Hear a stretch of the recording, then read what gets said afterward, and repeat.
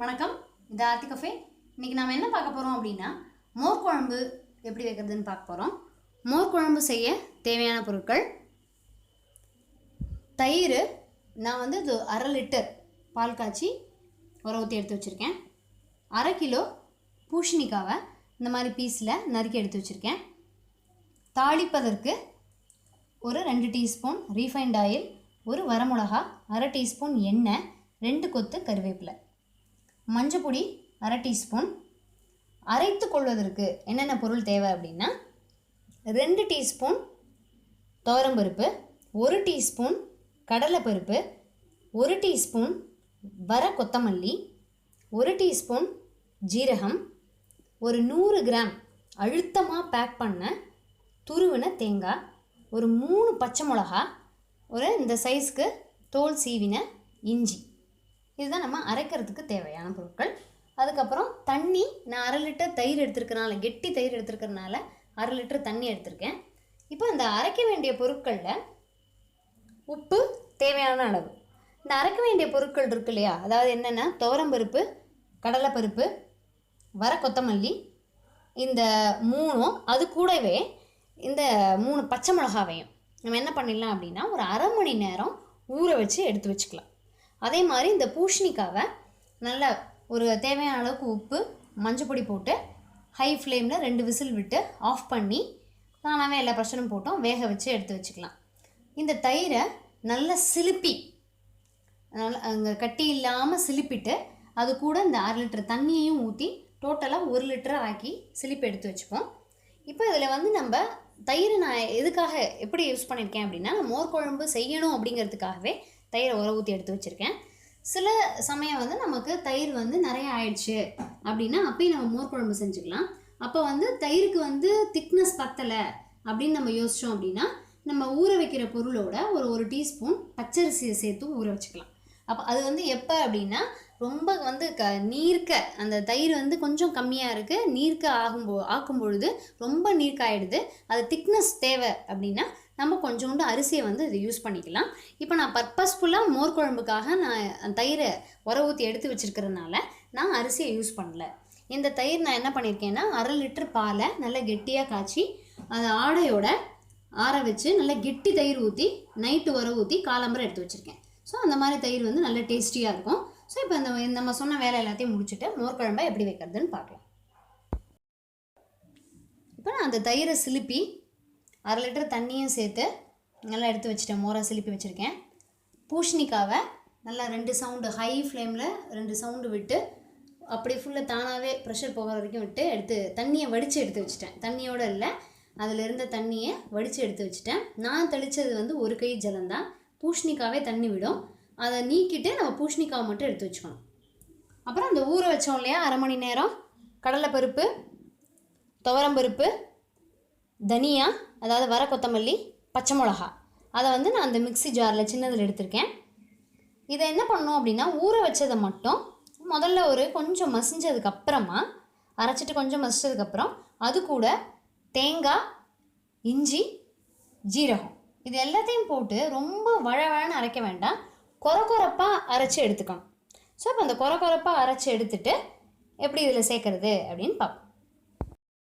இப்போ நான் அந்த தேங்காய், அந்த ஊற வச்சுருந்த பருப்பு, 2 பருப்பு, வர கொத்தமல்லி, பச்சை மிளகா, அது 4ஐயும் முதல்ல ஒரு ஓட்டி எடுத்துட்டேன்.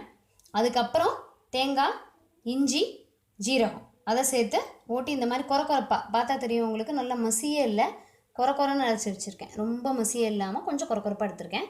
இப்போ இதை வந்து நம்ம அதை மோரில் கலந்துடலாம். உப்பு வந்து இதெல்லாம் கலந்ததுக்கப்புறம் தான் நம்ம உப்பு டேஸ்ட்டுக்கு ஏற்ற மாதிரி போட்டுக்கணும். பூசணிக்காவை நம்ம உப்பு சேர்த்து தான் வேக வச்சுருக்கோம். பூசணிக்காய்க்குரிய உப்பு வந்து அதில் சேர்த்தாச்சு. ஸோ இதெல்லாத்தையும் சேர்த்துட்டு அதுக்கப்புறம் வந்து நம்ம மஞ்சள் பொடி தேவையான அளவுக்கு உப்பை வந்து இதில் சேர்த்துருவோம்.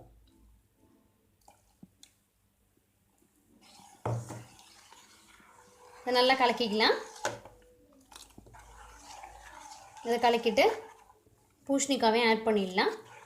இப்போ இன்கேஸ் உங்களுக்கு வந்து மோர் குழம்பு கொஞ்சம் எல்லோ வேண்டாம், எங்களுக்கு வந்து இதே மாதிரி ஒயிட்டாகவே இருக்கட்டும் அப்படின்னா நம்ம வந்து மஞ்சள் பொடியை அவாய்ட் பண்ணிடலாம், பூசணிக்காலையும் அவாய்ட் பண்ணிடலாம், இதில் சேர்க்குறதுலையும் அவாய்ட் பண்ணிடலாம்.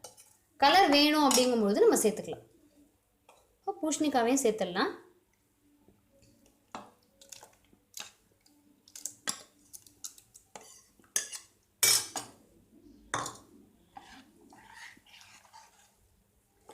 அதில் வந்து மஞ்சள் பொடி,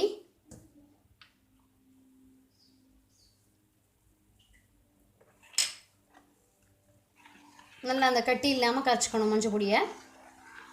இது நம்ம வந்து கீழே தானே கூட்டுறோம், அதனால் சூடு கிடையாது, அதனால் மஞ்சள் பொடி வந்து நல்லா கரைஞ்சிக்கும். தேவைன்னா இன்னும் கொஞ்சம் மஞ்சள் பொடியும் சேர்த்துக்கலாம். நம்ம சேர்த்துட்டு தேவையான அளவுக்கு உப்பு சேர்க்கணும். எவ்வளோ தேவையோ அந்த அளவுக்கு டேஸ்ட் பார்த்து இங்கேயே சேர்த்துடலாம் உப்பை. இன்கேஸ் திருப்பி எப்போ உப்பு தேவைப்பட்டாலும் அப்புறமா போட்டுக்கலாம்.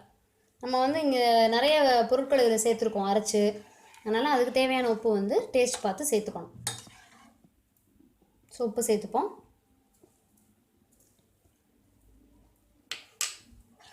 இப்போ இதை வந்து அடுப்பில் வச்சிடலாம். அதோடையே வந்து சிம்மிலேயே வைப்போம், ரொம்ப வந்து ஹை ஃப்ளேமில் வைக்க வேண்டாம். சிம்மில் வச்சு அப்படியே நுரை அப்படியே கூடி வரணும். அப்போ வந்து நம்ம இதை ஆஃப் பண்ணிக்கலாம். இன்னும் கொஞ்சம் மஞ்சள் பொடி சேர்த்துக்கிறதுனாலும் சேர்த்துக்கலாம் கலர் தேவையாகும் போது. ஸோ இப்போ அடுப்பில் ஏற்றிடலாம். அதை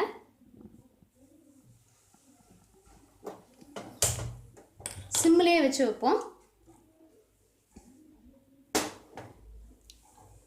இது வந்து இப்போ நுரை கூடி வரணும். இப்போ அப்படியே ஓரமெல்லாம் நுரை கட்டி அது பால் பொங்குற மாதிரி அப்படியே லைட்டாக அப்படியே நுரைக்க ஆரம்பிச்சிருச்சு. இந்த ஸ்டேஜ் இதுக்கு கரெக்டாக இருக்கும். இப்போ நம்ம அதுக்கு வந்து தாளிச்சு கொட்டிடலாம்.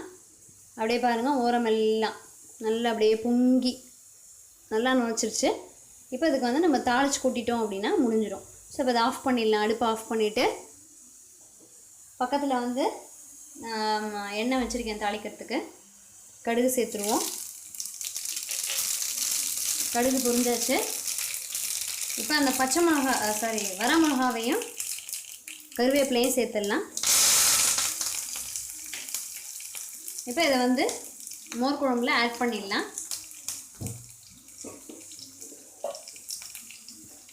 இப்போ நம்ம வந்து பூசணிக்காய் சேர்த்துருக்கோம் மோர் குழம்புல. நிறைய காய் இருக்குது. வெண்டைக்காய் வதக்கி சேர்த்துக்கலாம். நம்ம வந்து அந்த உளுத்தம் உருண்டை, அதாவது நம்ம உளுத்தம் வடைக்கு போடுற மாதிரி போண்டா மாதிரி போட்டு அதையும் இதுக்குள்ளே ஆட் பண்ணலாம். இந்த மாதிரி நிறையா இருக்குது மோர் குழம்புக்கு. பருப்பு உருண்டை மோர் குழம்பு. ஸோ இப்போ நம்மளுடைய மோர் குழம்பு அட்டகாசமாக அருமையாக ரெடி ஆகிடுச்சு. பூசணிக்காய் மோர் குழம்பு சாப்பிட்றதுக்கு தயாராகியாச்சு. எக்ஸலண்ட் டேஸ்ட், எக்ஸலண்ட் வாசனை, கரெக்டான அந்த உங்களுக்கு வந்து அந்த பதத்தை பார்த்தீங்கன்னா நமக்கு ஊற்றிக்கிறதுக்கு கரெக்டாக இருக்குது. ஸோ சூப்பரான மோர் குழம்பு, பூசணிக்காய் மோர் குழம்பு ரெடி. இது கண்டிப்பாக அந்த டிஷ்ஷை வந்து ட்ரை பண்ணுங்கள்.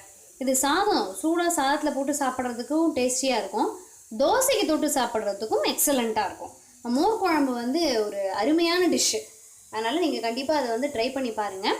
உங்களுக்கு பிடிச்சிருந்ததுன்னா அந்த வீடியோவை லைக் பண்ணுங்கள், உங்கள் ஃப்ரெண்ட்ஸ்க்கும் ரிலேட்டிவ்ஸ்க்கும் ஷேர் பண்ணுங்கள், உங்கள் வேல்யூபிள் கமெண்ட்ஸையும் சஜஷன்ஸையும் எனக்கு போஸ்ட் பண்ணுங்கள். இதே மாதிரி பெஸ்ட்டு ரெசிபீஸ் கிச்சன் தேடி வரத்துக்கு சேனலை சப்ஸ்கிரைப் பண்ணி வச்சுக்கோங்க. இதே மாதிரி அருமையான சூப்பரான ரெசிபியோட உங்களை நெக்ஸ்ட் எபிசோடில் மீட் பண்ணுறேன். தேங்க்யூ.